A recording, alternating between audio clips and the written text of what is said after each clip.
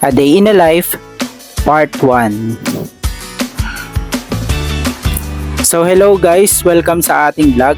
So for today's video, pupunta nga pala tayo ngayon sa National Museum of Natural History. So dito guys, inabutan nga pala tayo ng ulan pero carry lang yan. So diretso lang tayo sa biyahe natin kasi nakasakay na tayo ng bus. So dito nga pala sa bus na sinakyan namin from Balibago, ang pamasahe dito is nagkakahalaga ng 82 pesos. So yun nga pala ang aking kaklase. So yan ang ating pang matinee idol guys. And i-share ko din sa inyo kung magkano yung mga expenses papunta doon sa ating location. Okay guys, so habang nasa biyahe tayo, chill lang muna tayo. So hello guys, kaya nga pala naisipan kong puntahan siya ngayon kasi nagtatrending kasi siya sa TikTok at talaga naman napakaganda ng place. So try natin guys. Nga pala guys, share ko lang yung nakita ko sa Magallanes. So nagkaroon na dito ng signages, so babala, mag-ingat at umiwas sa mga magnanakaw. So guys, ingat-ingat tayo guys kapag nagta-travel tayo, bumabiyahe tayo. Kasi talamak na naman ng mga magnanakaw. Kaya ingat-ingat guys. So yun guys, pagdating namin ng top 20 ay sumakay agad kami ng jeep. So ang pamasahe namin ay nagre-range ng 13 to 17 pesos from Buendia to Luneta Park. Diretso na yan guys. And this is it, Pansit. So ito guys, at nakarating na nga tayo dito sa National Museum of Natural History. So yan guys, so kitang-kita nyo naman guys. Actually matagal na itong museum na to pero hindi ko pa siya napupuntahan. Isa lang yung napuntahan ko yung arts ba yun na museum din. So yan guys, lakad-lakad muna tayo guys habang tayo ay pupunta na sa National Museum of Natural History. So unfortunately guys, hindi open ang National Museum. So ayun, nakakasad naman. So dahil ginutom tayo, kakalakad at kakabiyahe, kain muna tayo dito guys.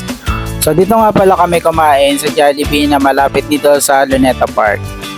So yun nga pala, so kain muna tayo guys kasi talagang gutom na kami. Eh nakalimutan namin kumain bago umalis ng bahay. So dito muna tayo guys. Kain muna tayo guys. Tara, saluhan nyo kami.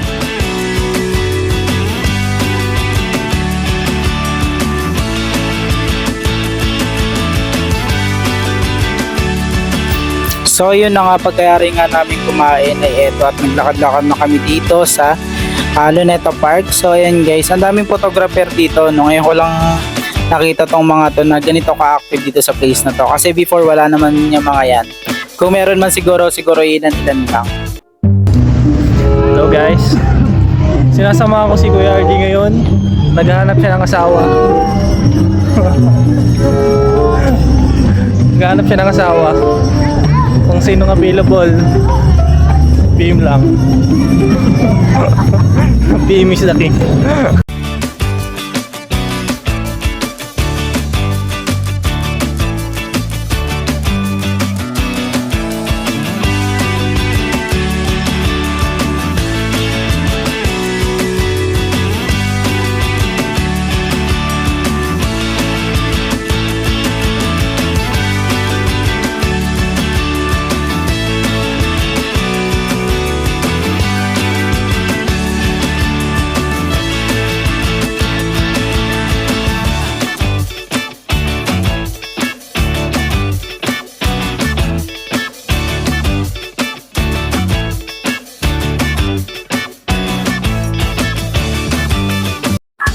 So ayun nga guys, dahil sarado ang National Museum of Natural History, so naisipan na lang namin na mag-proceed sa isa pa namang malapit-lapit na destination dito. So nearby lang din naman siya sa Rizal Park, so dumiretso na rin kami sa Manila Zoo. So eto na nga guys, so welcome to Manila Zoo. So ito guys, dito nga pala una is pupunta muna kayo sa registration. So doon isa-separate nila yung mga non-Manila resident at yung mga Manila resident. So doon i-divide nila kasi magkaiba yung presyo ng mga taga Maynila at yung presyo ng entrance para sa mga hindi taga Maynila. So dito nga pala guys is dahil student kami and kami ay non-Manila resident dahil taga Laguna kami. So ayun guys, 200 per head And ginamit din na namin dito yung aming student's ID. So yung kahit natatanda na ano, buti na lang talaga may student's ID pa. So yun guys, nakakuha na kami ng ticket para sa entrance. So yun guys, so sa after ng mahabang pila nakapasok din kami. So ang dami ring changes dito sa Manila. So kasi yung last na punta ko pa dito is hindi pa siya ganun ka-fully developed, and yung ibang area is ginagawa pa. So ngayon is complete na siya. Sa buong Solok is meron na siyang mga animal features.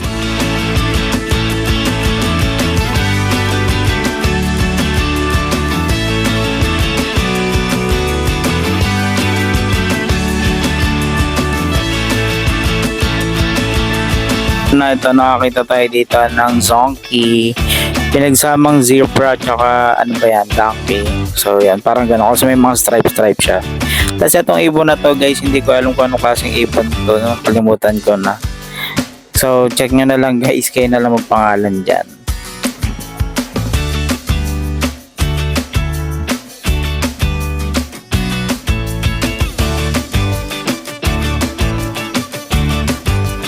So ayun guys, for our first animal, so ang capybara. So guys, itong capybara nito, grabe, sobrang laki nito. Parang makakita kayo dito ng malaking daga na mas malaki pa sa alaga yung aso. So imagine guys, so tingnan nyo naman yan guys, sobrang laki niyan guys. So ayun nga pala guys, yung mga ilan sa mga hayop na nakita namin dito sa zoo. So yun guys, so sobrang laki niya talaga guys. And then, ito na may isang hayop na to is ang tortoise. Tingnan naman guys, so sobrang laki niyan. And kung mapapansin nyo siguro, ang tatandaan na rin niya mga yan, no? So dito nga pala guys, isa sa mga pinuntahan namin is yung iba't ibang uri ng ibon dito sa aviary. So tara guys, silipin natin kung ano yung mga available or klase ng ibon na pwede natin makita dito. So ito nga pala guys, hindi ko alam paano tawag niya, kayo na lang bahala. So dito guys is nakikita natin is yung peacock. So dito guys, halo-halo na halo sila dito peacock, pabo, or turkey. Tapos ayun na meron pang mahabang leg doon. Hindi ko alam kung anong tawag dyan. Kaya nang bahala. Tapos, meron na rin swan may nakita kong swan dyan. So, ayun. So, ayun guys, halo-halo na sila dyan. Nabuti hindi sila nag-away-away. Kahit na magkakaiba sila ng lahi, no? Sana all.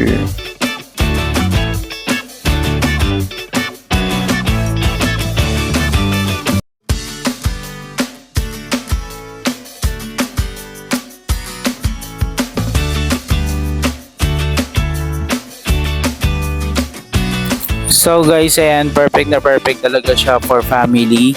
So try nyo na rin pumisita dito guys, kasama nyo yung mga bata. So sure ba ako mag-enjoy sila. So yun nga pala guys, hindi ko alam kung anong ipon yun. So kayo nang bahala magpangalan.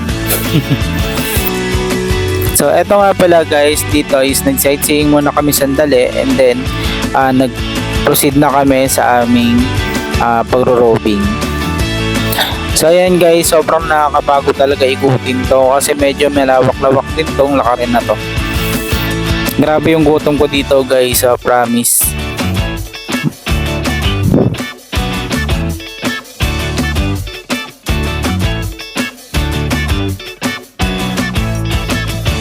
So ayun nga guys, sa aming paglalakad is eto, nadaanan pa namin dito yung tinatawag na red-eared slider turtle. So ito guys, nakakita na rin ako ng mga ganitong klaseng turtle sa probinsya namin. So sa Nueva Ecija dati. And itong mga pagong na to is matutulin maglakad to dahil hindi naman kasi sila talaga pang ayan tingnan nyo guys, may makuko pa yan. Tapos nangangagat pa yan, nahaba pa liig niyan Tapos sabi nung kasama ko, kinakain daw sa kanila yan, charot. So ito nga pala guys, yung alligator. So ayan guys, ay crocodile pala yan, alligator. Crocodile siya kasi patulis yung uso niya. So yun yung distinction nila. And guys, nakakatakot yan guys kasi nasa ilalim yan guys, mas malaki pa sa kanya, mas malaki pa sa tao pagka sobrang laki talaga guys.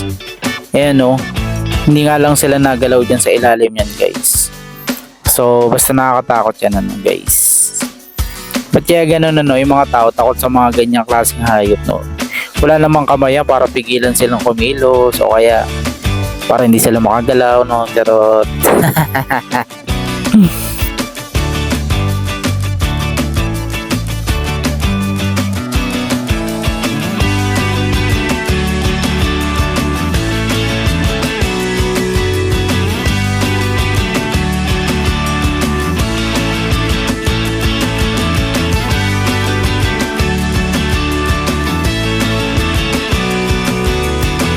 so ayun guys, so dire-diretso lang tayo, lakad muna tayo kasi tingnan natin kung ano pa yung mga pwede natin makita dito guys. So dito nga pala guys, meron pa ditong mga type of mga ganyan, mga crocodile, alligator, ganyan. So dito guys, meron kami nakitang isa dito. So ayan,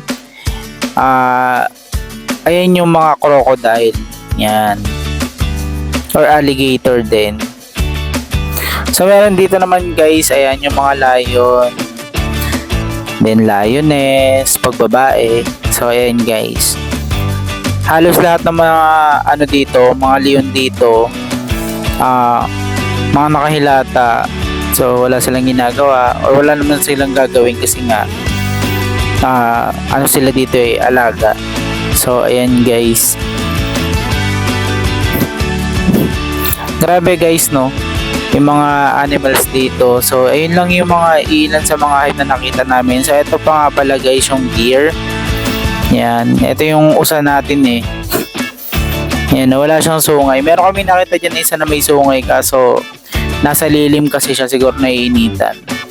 And then ito guys, so ngayon lang ako nakakita ng ostrich. So tignan nyo naman guys yung paa niya guys. So parang pag tumama sa'yo yan parang kang binarog dyan Tingnan mo guys hindi siya kagaya ng ibang ibon na tatlo yung daliri.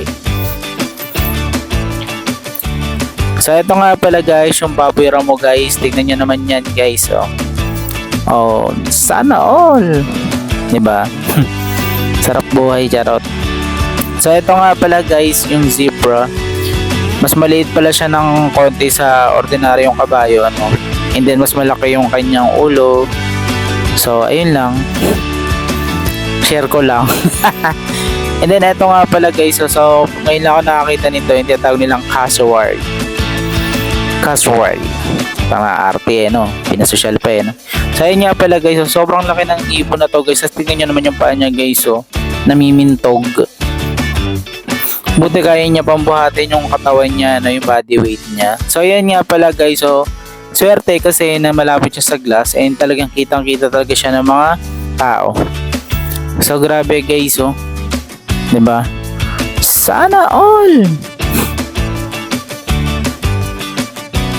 So eto guys, meron pa nga dito guys. So ayan crocodile. Sobrang laki niya guys. Grabe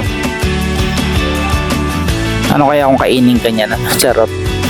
So ayun nga guys, so after ng mahabang biyahe, so eto pauwi na kami. And then ayun lang guys yung aming ganap sa araw na to, and thank you for watching. Bye. So once again, Happy New Year guys. Ingat kayong lahat. Thank you.